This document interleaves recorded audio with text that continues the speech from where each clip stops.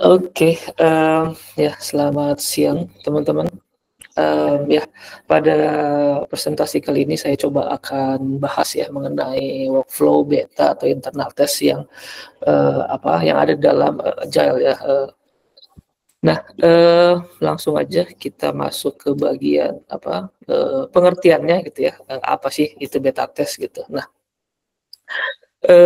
coba saya jelaskan ya secara umum. Nah, jadi, beta testing ya atau ada istilah misalnya internal testing itu adalah, tahap pengujian akhir yang dilakukan oleh, end user, di lingkungan nyata lah ya katakanlah seperti itu, sebelum aplikasi atau produk itu dirilis ke publik ya. Nah, namun, pada penerapannya, ada 2 jenis beta test yang digunakan.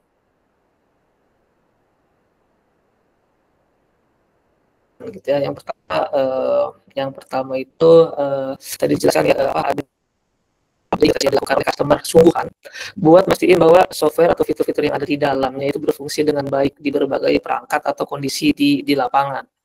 Katakanlah, misalnya, dari 1.000 user ya, 1.000 pengguna aplikasi kita pilih 10 customer terpercaya gitu ya untuk mencoba aplikasi dengan versi yang paling baru dan paling update ya. Jadi mereka itu akan menggunakan aplikasi beta tersebut ya, yang dimana kadang ada beberapa masalah ya atau isu yang mungkin nggak kedeteksi sebelumnya secara internal gitu ya. Nah, ini biasanya berkaitan dengan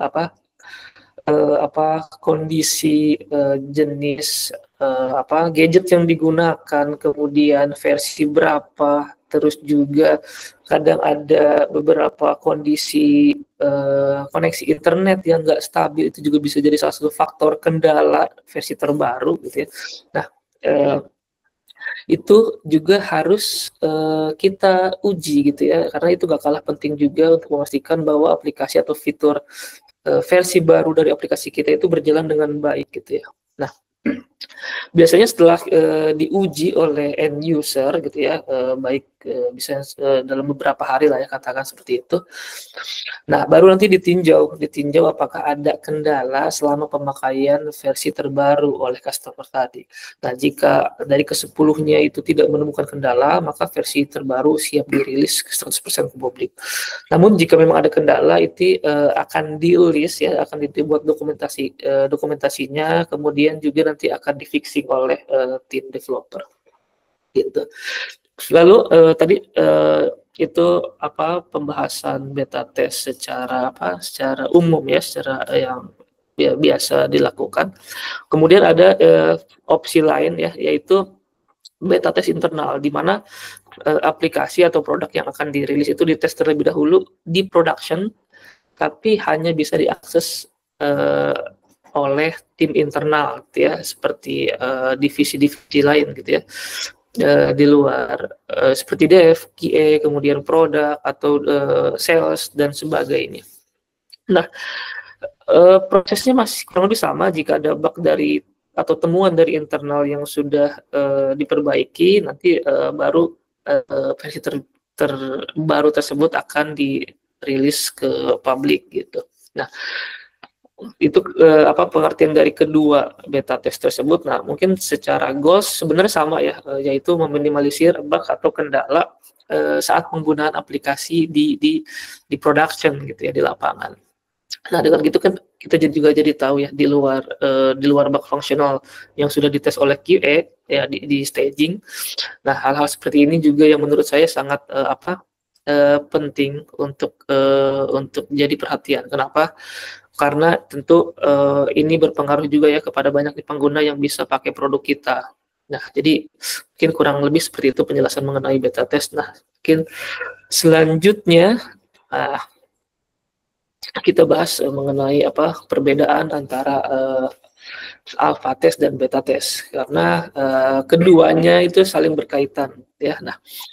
Nah, oke, di sini saya ada buat tiga bagian ya. Pertama itu, ada terkait aspek ya. Di sini aspeknya ada dilakukan oleh siapa, kemudian goals-nya apa, environment-nya di mana, terus juga waktu pelaksanaannya kapan, lalu kemudian hasil akhirnya itu seperti apa.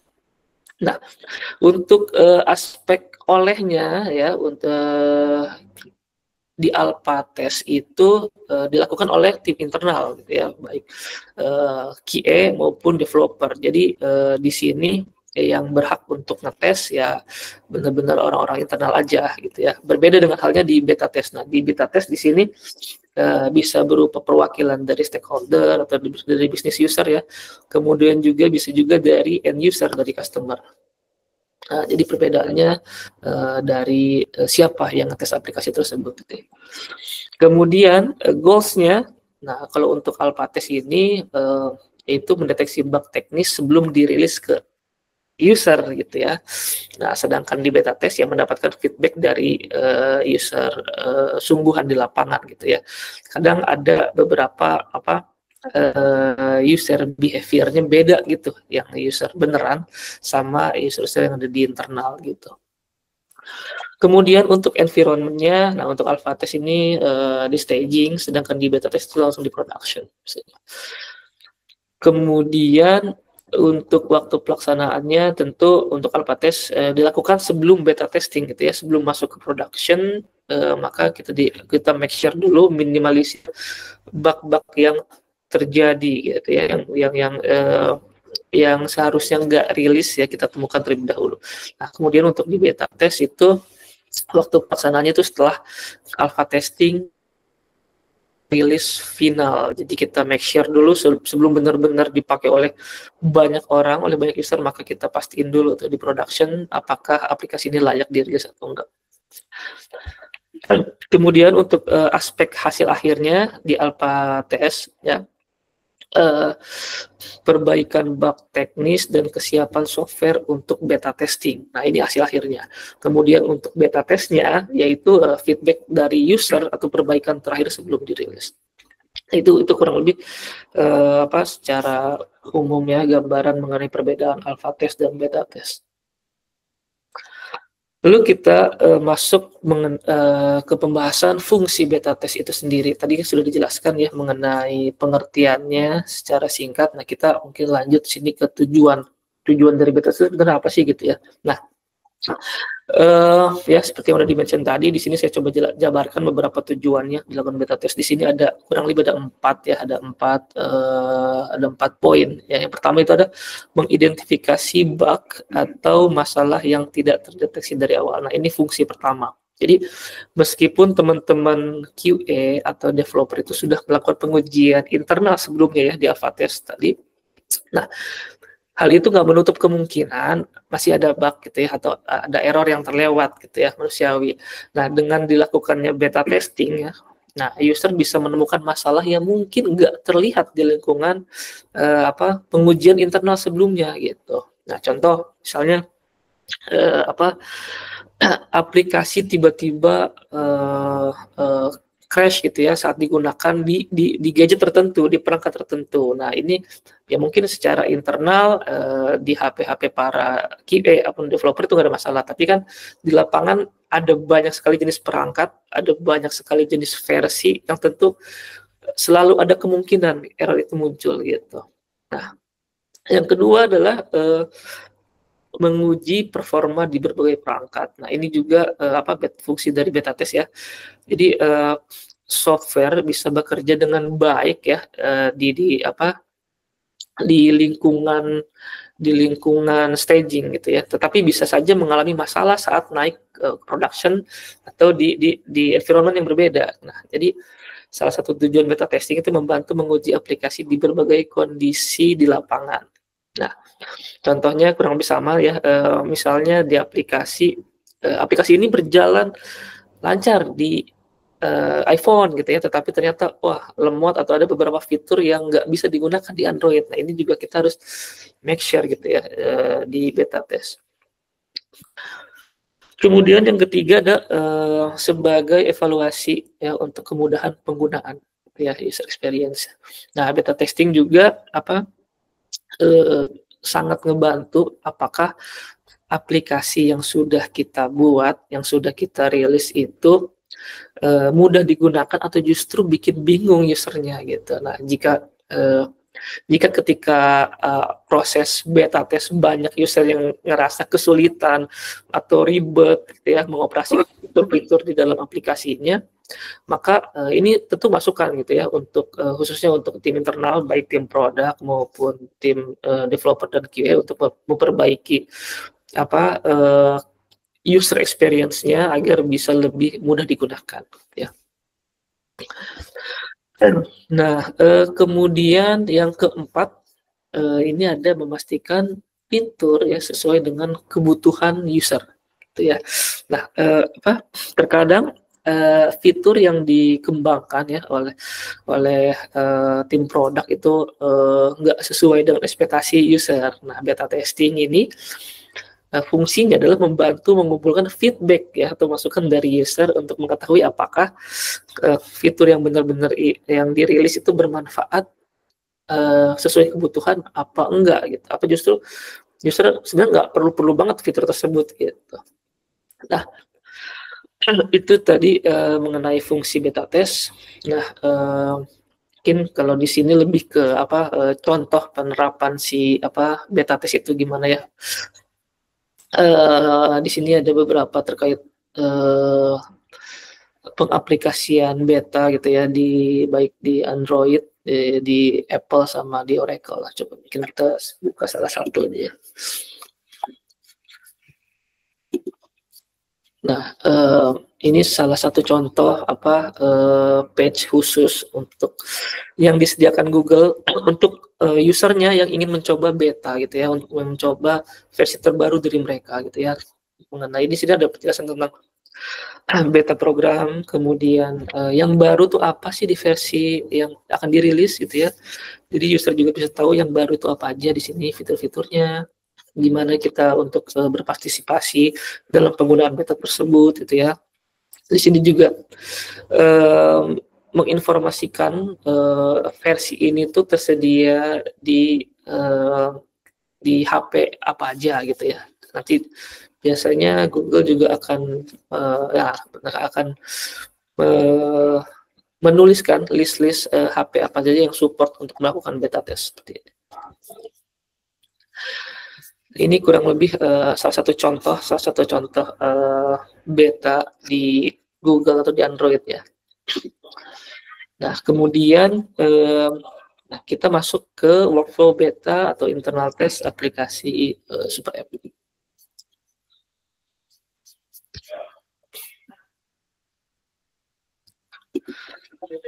Nah, ini gambaran kurang lebih mengenai workflow ya beta test atau internal dari sisi aplikasi kita.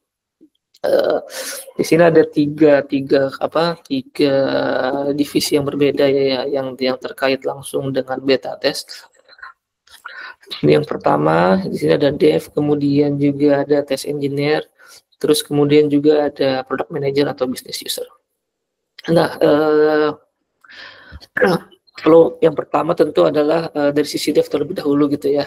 Di sini dari teman-teman dev itu ada build aplikasi beta, di mana mereka juga akan membuat aplikasinya terlebih dahulu ya sebelum nanti akan di-share gitu. Kemudian untuk di-download teman-teman test engineering atau business user gitu. Nah, jika sudah tersedia maka tentu ini akan diinformasikan ke teman-teman TE dan PM atau business user untuk bisa mengunduh aplikasi dari beta test tersebut. Nah, jika berhasil terunduh, maka tentu kita akan langsung tes aplikasi tersebut, gitu ya. Tes aplikasi tersebut apakah fitur-fitur yang fitur-fitur baru sesuai dengan list, gitu ya, sesuai dengan list dokumentasi mengenai perilisan tersebut sudah berjalan dengan lancar atau belum fitur-fiturnya, gitu ya. Nah, jika dalam pengetesan mulai dari login sampai order gitu ya, katakan seperti itu, ada bug gitu, misalnya ada temuan bug, maka dari sini tim dari sisi product manager atau business user akan membuat tiket bug gitu ya, akan membuat tiket bug, tujuannya adalah untuk memberitahukan kepada developer bahwa ini ada temuan di beta test gitu. Nah, teman-teman dari PM akan membuat tiket bug terkait temuan beta test. Nah, di sini kemudian ada konfirmasi lagi gitu ya, apakah temuan tersebut itu high priority gitu ya. Nah, kalau misalnya memang critical atau high atau highest gitu ya, maka ini akan juga masuk ke ranahnya tim TE. Di situ tim TE juga akan memvalidasi apakah bug temuan dari tim produk itu valid gitu ya, valid bug atau memang sebelumnya sudah ditemukan di staging. Nah, jika memang dari teman-teman TE belum menemukan bug tersebut tapi ketahuan di beta test, maka teman-teman TE juga wajib menambahkan test case baru terkait isu tersebut, terkait temuan tersebut gitu ya. Untuk nantinya menjadi dokumentasi tersendiri gitu agar di perilisan berikutnya tidak terulang kembali. Jika sudah memasukkan bug tadi ke test case, maka di sini akan diinformasikan ke tim developer ya untuk memperbaiki bugnya gitu. Mereka nanti di sini akan menganalisis terlebih dahulu gitu ya, root cause-nya apa, kemudian juga cara perbaikan seperti apa, apakah ini berkaitan dengan fitur lain atau berkaitan dengan tim lain gitu ya. Nah, jika sudah di fixing atau sudah diperbaiki, maka tentunya akan dites kembali si tiket bug-nya akan dites kembali oleh tim business user ya yang menemukannya.